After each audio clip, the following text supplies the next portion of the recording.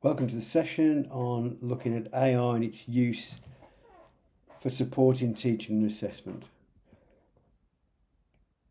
So what we're going to look at is, after initial discussion about uses of AI cases that you've done, looking at a presentation which looks at why focus on staff and students' AI literacy, where did it come from, why are we doing it, background to generative AI, some technical details but more to know what AI actually is and what it isn't. The university guidelines, currently the guidelines rather than policies. Playing with some ideas for using AI in sport, so giving some examples, particularly looking at a module where students were told they should use AI and what tools the students actually found useful and what they thought about the module. Considering changes to assessment in terms of what might we do in the face of students using AI more and more. And then focusing particularly on the workshop where you are actually using it, depending on your level and previous experience. That's the link to the teaching tasks that you can engage with across different levels to your leisure and your choice, really. So that'll be something you can do in the session or outside of the session as you wish. So I guess we start by saying, what do people think, or what do you think when you hear the term generative AI being used? And there's lots of things, both positive and negative. So there's all sorts of things about, bias, lack of transparency, but also empowerment. We're going to look at we're not going to shy away necessarily from the issues of bias, particularly in the workshop, but we're also going to focus on how we might use it with our students, because more and more the university's direction is to use that, and I think that's a positive step. It's out there, it's being used, we need to manage how it's used well, get students and staff to use it effectively. So what does generative AI mean to you? Well, partly this was to entertain myself, but hopefully it'll be also informative. The main concern is that lecturers might automatically assume we're cheating if we use AI, even just for support. It's hard to know where the boundary is. The introduction makes no sense at all.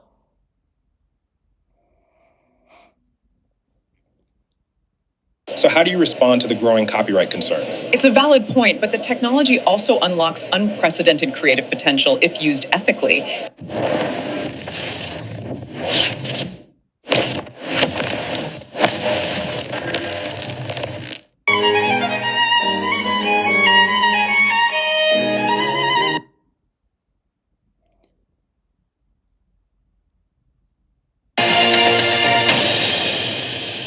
Breaking news.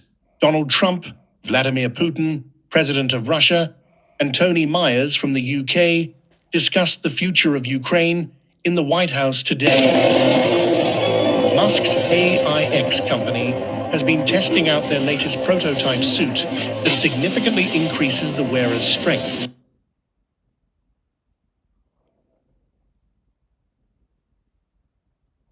The efficiency metrics are spiking exactly as predicted. Yes, the network optimized the workflow. Incredible.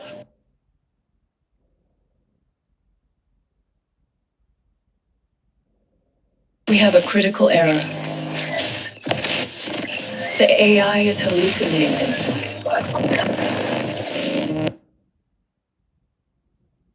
And through that lacquered black door, a new Prime Minister.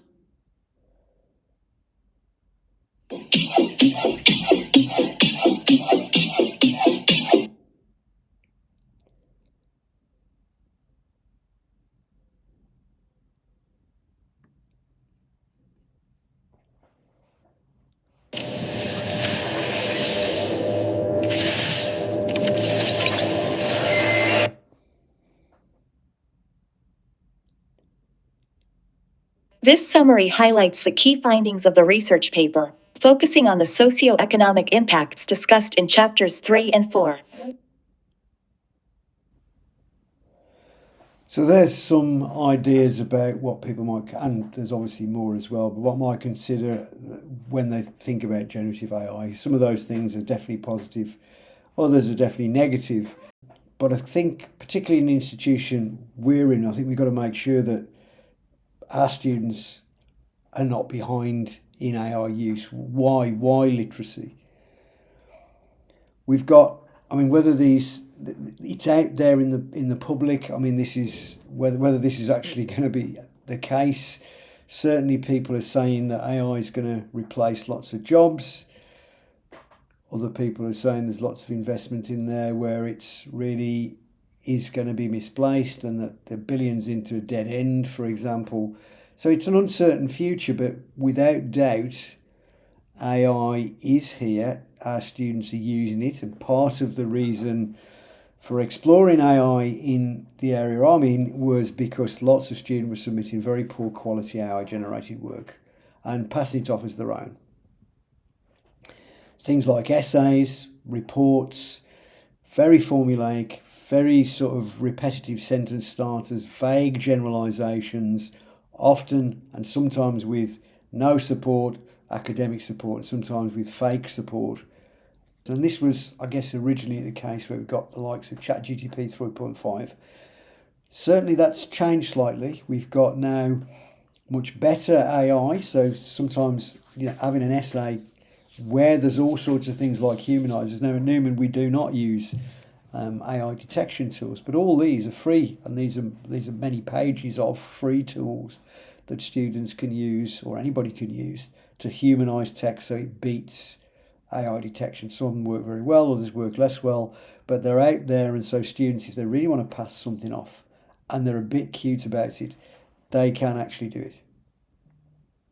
So what degree of students? Well, again, clearly this is just a survey, but lots of students essentially in surveys have suggested they used AI for assessments, whether they should have done or not. So it's out there, students are using it. So we've got to recognise that, and we should be shaping students for using it better, more ethically, and more aware of its issues and its strengths. Again, use is growing. So even in the last year, we've seen a huge growth in AI use by students. And I guess for us, one of the things is that students feel not supported. So they feel unsupported, unprepared for using AI. And that is problematic because industry actually suggests that AI is a real skill that they're looking for in graduates for employment.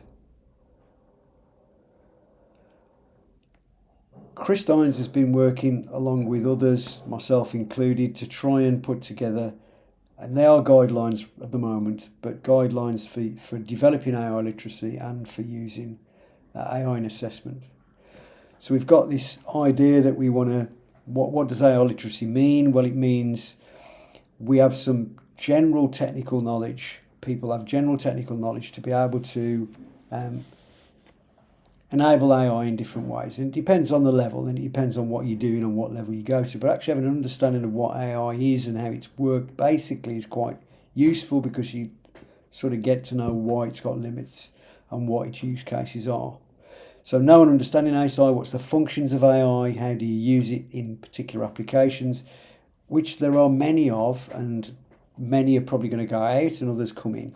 Just like anything, when you're at this sort of landscape where things are changing rapidly, it's a very dynamic, changing environment. Using and applying AI, particularly important for students, applying AI knowledge, concepts and applications in different scenarios. What's useful? When is it useful? Why should we use it? Being able to evaluate, think about, evaluate and appraise different applications, but also outputs, and then thinking about AI ethics, about transparency. What should and shouldn't you, for example, upload to a commercial AI? In terms of assessment, we use at the moment a modified AI assessment rating scale, so where it might be an assessment is no AI at all and they can't use it at any point in the assessment. However, of course, we'd probably like them to use it to develop their knowledge and understanding. No AI could be, for example, this has got to be a Viva, this has got to be a locked down exam browser, so where knowledge needs to be gained and we need to know students have that knowledge. That could be no AI use. Of course, learning again is part of that. AI assisted idea generation for structuring, but not in the actual final submission, or AI assisted editing, task completion, where AI is used to complete certain elements of the task, and then AI is cited. Collaborating AI, so it's sort of a working together through an assessment support work. We've got some tools you can explore in the Socratic dialogue agent that might help that. And then the most extreme one, I guess, is must use AI. And in the end, probably, if we're developing AI literacies, in the end, we probably do need to actually assess AI use. So some context and background. Now, whilst some of this sounds technical, really it's just to sort of explain. You don't need to remember any of the very technical bits of it, but it's just to sort of generally understand what AI models are and what they aren't. I guess it all started actually earlier than this, 36, but this was a paper in the 1950s, seminal paper. And this is genuinely Alan Turing's voice and his image, but not him speaking it. If a machine can think, it might think more intelligently than we do. And then where should we be? So proposing the fact that machines might be intelligent, and his legacies continues with us, I guess, to the the Turing test, lots of things, but the Turing test about saying, if the Turing test is not particularly scientific, but it's an idea that's carried on since he proposed it, which is about saying, if a machine could convince us that we don't know whether it's a machine or it's a human, then it passes the Turing test, and that would say that the machine's intelligent. There's lots of different arguments against and for that, but that was an interesting proposal. I guess it's important to know now that AI is not a single technology, and we're going to be talking about generative AI, which create, it's language models, large language models, or potentially small language models that are designed for communication tasks or image generation. They're not the specialized AI, which is slightly different, where they perform very specialist narrow tasks such as diagnostic medicine, diagnosing mammograms or determining whether a mole's cancerous or other things, or identifying protein structures, etc. What changed? I mean, the AI has been around a long time. Right from really when it was in the 30s and through the 60s and 70s, there's been various what we might call AI winters as well, where it's research funding's dried up. But of 2017, really the idea of attention in a model, so not just predicting the next word, which models could do to that point, and various different structures producing different types of outputs.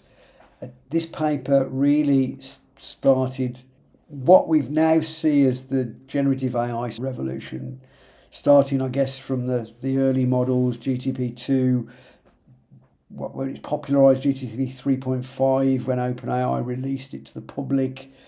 All of these are based on transform models, and DeepSeek on something similar, which is a mixture of experts model. They obviously generate now, I'm sure well aware that they generate text, but also create audio, images, predict protein structures, and play games, etc.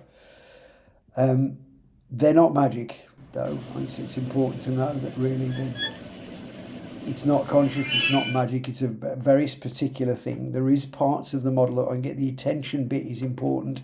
It adds context. It's not just a prediction. So if we look at saying the sentence where a frog cannot cross the road because it's too small, we intrinsically know, because of our knowledge of context, that it's because the frog's too small, it can't cross the road.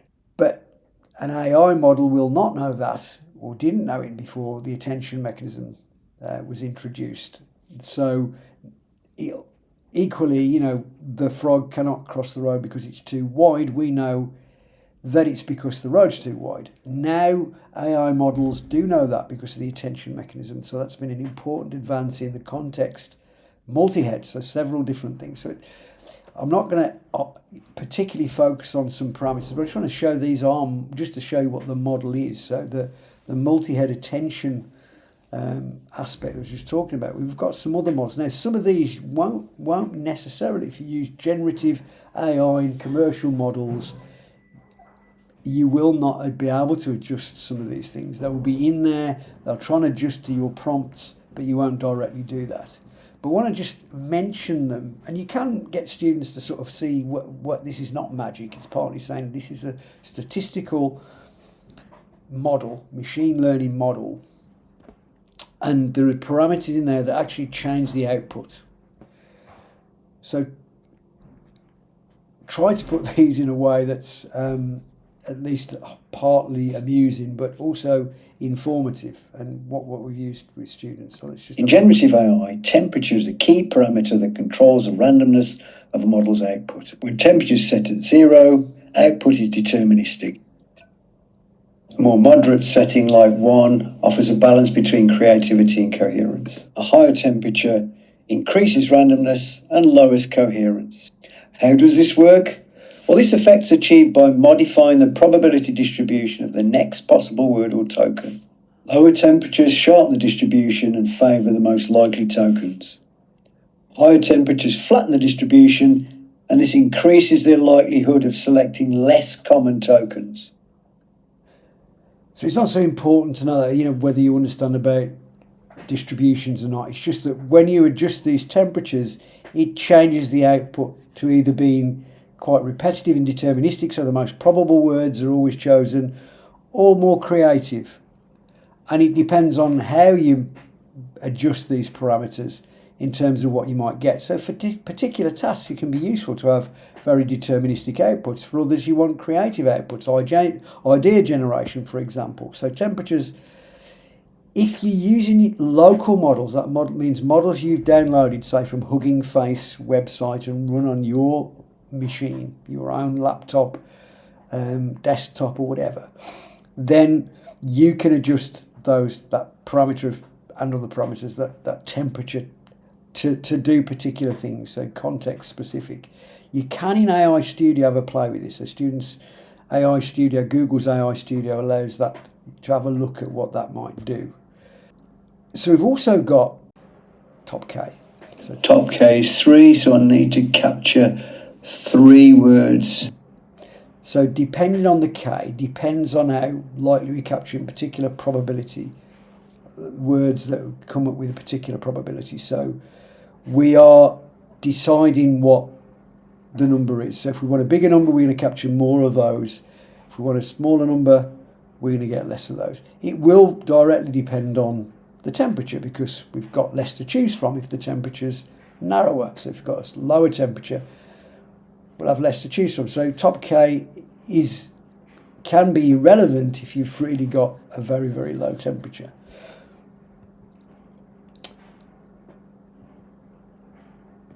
Top P. Selecting the most likely words until their total adds up to my target. So this now is cumulative probability. So we've got now particular targets rather than just having a number. It's a little bit more subtle.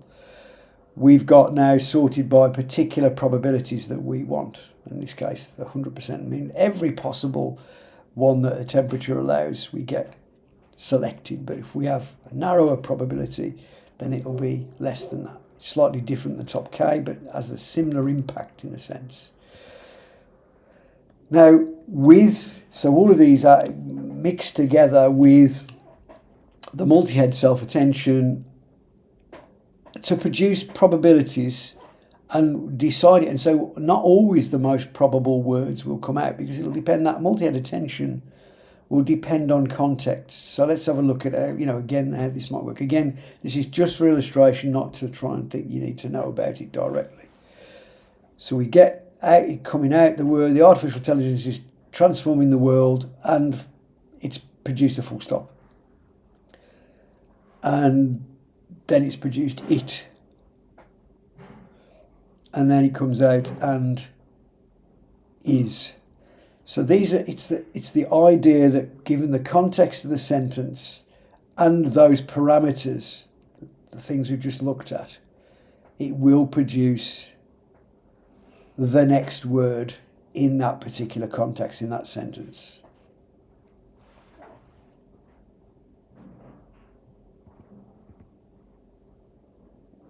It is possible, in some cases required really, to get reproducible, very deterministic outputs that can be replicated. And this, in my own area, for example, in statistics, becomes important.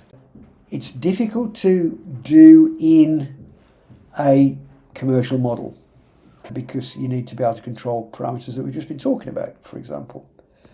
So let's just have a look at what an example of this is. Something I set up on Hugging Face just as a demonstration, really. So I'm going to select a model. I've got several models here. And then what I'm going to do is, this is an example of a statistical model, which it's now generating, and it's produced some code, which I can copy. Now, if this is deterministic, it'll produce every single time. Even when I've cleared everything, it'll produce the code. And I've done this several times, and it's produced exactly the same code each time. Let me go again to the model, this time academic mode, and I'm going to paste some badly written text. There's a few mistakes in there, grammatical errors, etc. I'm going to run the same thing. I've got the temperature as 0, and I get this output. Again, if this works, and everything's deterministic, every single time I do this, I will get exactly the same output. No change whatsoever. Copy it, and every single time, then many times that I've done it, it produces exactly the same text. So this shows when we set particular parameters in the model, it will produce exactly the same output. Now that's not really possible with a commercial model. Just one more time. Rewrite. And it's produced exactly the same thing again. So where it's important, it means that you can, if you've got control over the system, either with a local model, and that could be run on your machine, it could be run, in fact, in the cloud. It'd be less secure in the cloud, but you've got more RAM, more VRAM, allows bigger models to be run. But then you can control parameters, or you can use an API, so you can pay for an API link to a commercial model, and again be able to change parameters. Now, if you've used AI yourself or with students, you'll know that AIs, particularly some of the free models which are available, tend to hallucinate considerably sometimes, but it's certainly got better. The hallucination's reduced and is continuing to be reduced. But also a recent paper, very recent, September 2025, said really that they have to, given the current way they're trained, they have to hallucinate. It's a bit like students taking exams. Their strategy of guessing is always the best strategy. So if they don't know it, they guess what it is. So you get this because of the benchmarks that use a binary scoring system, either 1 if it's correct, 0 if it's wrong, but also 0 if it says I don't know. So guessing when unsure is more optimal and maximize performance, and that's a problem because it means we get very confident responses, very confident language in some things that are completely wrong, that are false. And it's not in the training data, it makes up a very plausible, what we term as an hallucination. So we get very overconfident lies. And we could change that, so that's possible to change. And the article itself made suggestions on how we could just change the rules. Reward honesty for saying they don't know, but that may well come in and that may well change things. But at the moment, we need to be very sure that students know, or anybody knows who's using AI, that it needs to be checked. Fact checking is essential to make sure that we can use it effectively. Now, we've tried to use AI in sport, so as an example to sort of stimulate debate and think about your own subject areas. Want to give an example of how we've tried to use AI in sport. Some people, again, like other disciplines, some people have used AI more, have got more knowledge and use of AI than others in sport, but just want to show how we're using it. A bit tongue-in-cheek initially, to be honest. In sport, we are taking AI and its potential really seriously, with staff all doing their best to integrate AI into the student experience and develop students' AI literacy. We are achieving some incredible experiences for students. Clearly that is an exaggeration. We don't wear suits and we haven't done any of that, but we have done some things. So we've tried to use, for example, I developed this bot where we're trying to come up with something that we could put onto WhatsApp. If we're trying to, this was part of a research project. Well, it was part of really putting forward a proposal for a research project, and this was part of the proposal to the Rugby Football Union, the RFU. We were trying to capture particular diverse populations. It tends to be a very white middle class sport, and they want to try and diversify, so they were going into schools offering taster sessions, and they wanted to capture what the people who'd been to those taster sessions felt. So we decided to try and, me and Alex Powell, who does the rugby, I was the AI person and Alex was the rugby person, to try and come up with something that we might give to students to capture in a way that school students might be familiar with, so on a WhatsApp, where it was talking rather than doing a questionnaire. So this was an example of that, trying to play with that. Not perfect, but... Thank you for agreeing to speak with us about your recent rugby taster session. To begin, can you tell me a bit about yourself and any previous experience with rugby or other sports? Yes, I used to play rugby when I was at school. I played for the school team and really enjoyed that. Since then, I've not really played rugby, but I have participated in combat sports and do that regularly. I'm interested in the physical contact, but also the technical aspects of these sports. Please provide a rating from 1 to 10 for your experience. Then press the Submit Rating button. It's good to hear that you've rated your enjoyment level at a 6. It seems like you had a fairly positive experience. Given your background in rugby and other contact sports, what motivated you to attend the rugby taster session? A friend actually encouraged me to go along. So I thought, I hadn't done rugby for a long time. I thought it'd be a really fun experience to try and go along with a friend helped. It's great that you were open to revisiting rugby through this taster session, especially with the encouragement of a friend. So it was an idea to try and capture. It's a little bit robotic, and this was a while ago, so I'm sure actually that that's got better. It's getting better all the time, potentially get better all the time and more natural sounding. But it was an idea of, and we didn't in the end manage to do this project. They didn't have the financial resources we needed to be able to develop this app properly. But it's an idea of us playing with what could we potentially use it. So it's thinking about, I guess, in your own areas, what could we do with AI to, either for research or teaching, enhance people's experiences.